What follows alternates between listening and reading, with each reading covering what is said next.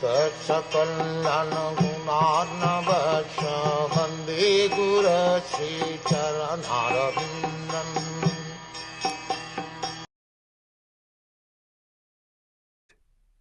The clever Duryodhana and his party cunningly usurped the kingdom of Yudhiṣṭhira, who had no enemy.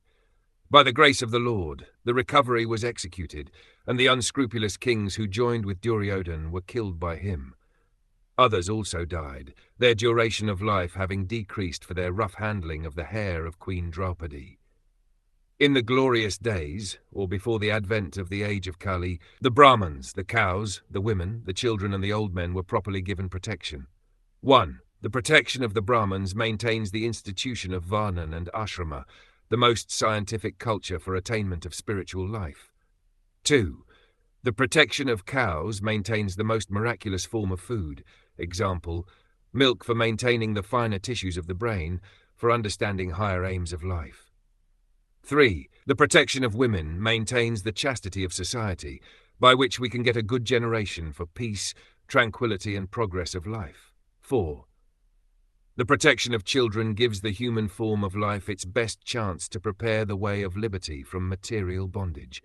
Such protection of children begins from the very day of begetting a child by the purificatory process of Garbhodhan Samskar, the beginning of pure life. 5.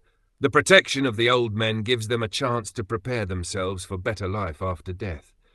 This complete outlook is based on factors leading to successful humanity, as against the civilization of polished cats and dogs. The killing of the above-mentioned innocent creatures is totally forbidden, because even by insulting them one loses one's duration of life.